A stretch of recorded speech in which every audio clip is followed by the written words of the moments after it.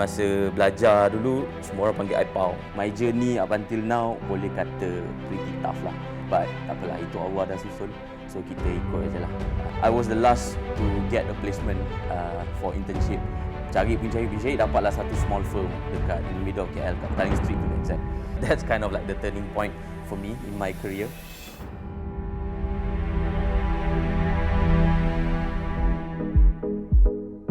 Well, first of all, my name is Fauzul Hazwan Khalid. Tapi masa belajar dulu, semua orang panggil I Pau. So, yeah, that was my nickname. To the point yang kalau orang panggil nama penuh I Fauzul, sometimes I tak notice, I tak jawab pun. So everybody calls me Pau back then. I mean, even right until now lah.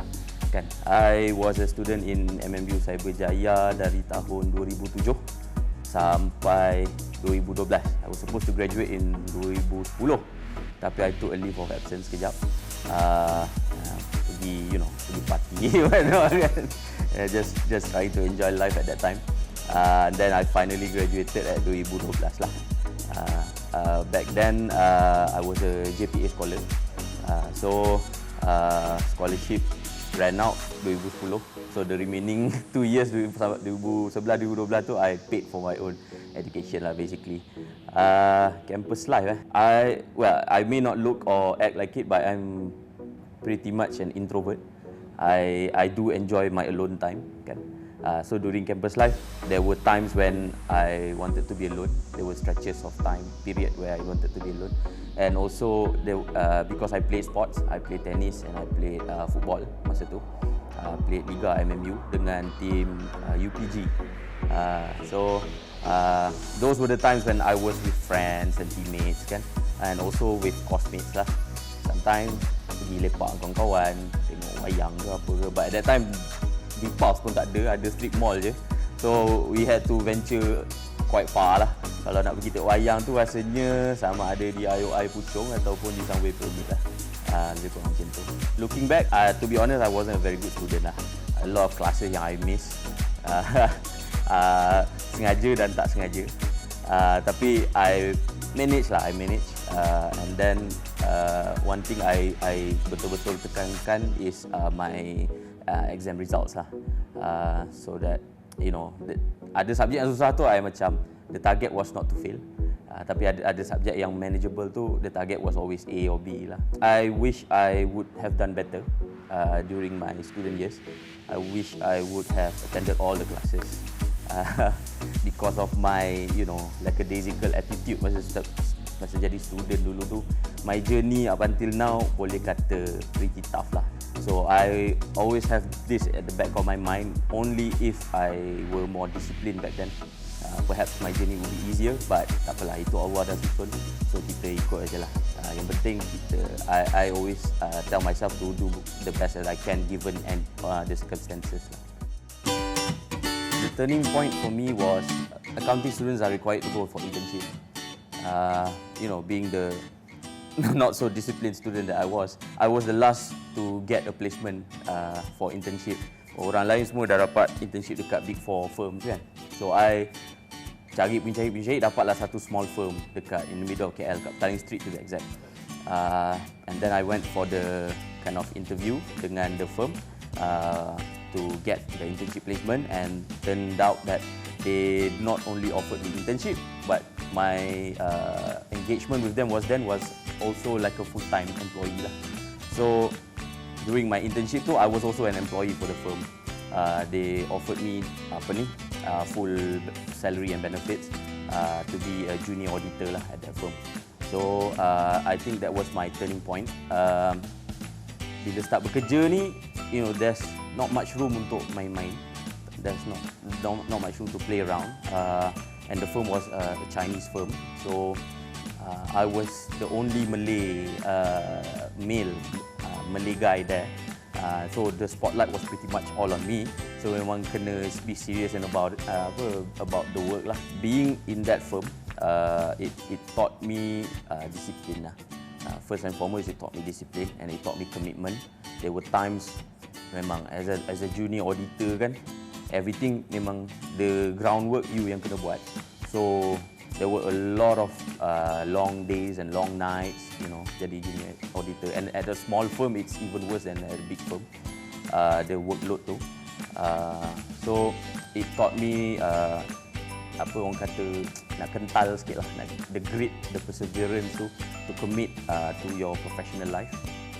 And then after my stint at the audit firm, I macam again, to be honest, I ni against the grain sikit, I lawan arus sikit. So kerja sebagai auditor ni, I find it very boring, very mundane lah. Every time it's the same thing over and over again. So I wanted to switch gears a little bit, and I began looking for a new job. And then Alhamdulillah, I got a position as a financial analyst at a MNC. It was an American company, but the challenge was, my task back then was to do live financial analyst for the American market. So waktu bekerja is terbalik.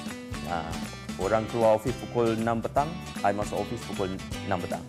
And I kerja sampai 6 pagi seterusnya lah. Kan? So that was the challenge as with that position lah. Memang kerja midnight shift. After that, I joined a startup, a German startup, as a project manager. At that time, the startup scene ni, especially tech startup ni, was on the rise kat Malaysia ni. Everybody wanted to work with a startup, including myself, because as a 20-something-year-old, I think I was 24, 25 at that time. What really attracted me to startup was the office environment dekat startup ni lah. Ada ping-pong table, ada basketball court, dalam office tu. Kan, ada pantry full of food. So, gaji pun quite attractive. So, I moved to that German startup and I stayed there for another 3 years. After that, I tried running my own business for a while. It was quite successful for the first 2 years, and then the third year, some things with the country happened in terms of economy. My business took a very serious downturn. I had to sell it. And then after selling the business, I joined a few government agencies lah. The first one was with Malaysia New Entrepreneurs Foundation, where I was a program manager. In that position, my job was to manage the programs to train new entrepreneurs, especially in the tech and digital punya market or sector. And then I was there not for so long. I think I was there for about 1 year. After which I was offered a position as a special officer to the CEO in Talent Corporation Malaysia Berhad, or Talent Corp for short. And then I was with Talent Corp for another 3 to 4 years, something like that. And after which point I joined a yayasan called Yayasan Sejahtera. Yayasan Sejahtera is a foundation under Khazanah punya sustainability and social security or social welfare punya orang kata sektor lah. So I joined Yayasan Sejahtera as a chief operating officer, and then I joined right when the country was starting to having lockdowns because of COVID, and basically we work non-stop because the foundation, they cater for the well-being of masyarakat kan, kebajikan. So masa PKP tu memang quite an eye-opener for me lah. At that time, a lot of families, a lot of masyarakat, a lot of communities were in trouble because dia orang tak boleh nak berniaga, kerja pun ada yang kena lay off. So it was the yayasan punya tanggungjawab lah, responsibility to step in and help them to sustain their daily life. I was there for about another 3 years, and after which point I joined the current company that I am in now lah, as Vice President of Business Development. Sepanjang career I, there were basically two half of my career lah, I would say. The first half was me being desk bound, tied to a laptop, tied to an office, and then during my time at Talent Corp, I berjinak-jinak dengan golf, bersukan golf tu, After I started to play golf, I basically changed everything around golf. From a desk-bound job, I asked to be transferred to business development, just so I can, meet customers and bring them to play golf until today lah. So that's kind of like the turning point for me in my career. For the, young ones out there, the undergrads right now, kalau you boleh pick up golf early on, I suggest, or I really recommend you take up golf. Sebab through golf ni you can build a very good network, and it will ultimately benefit you in your career lah.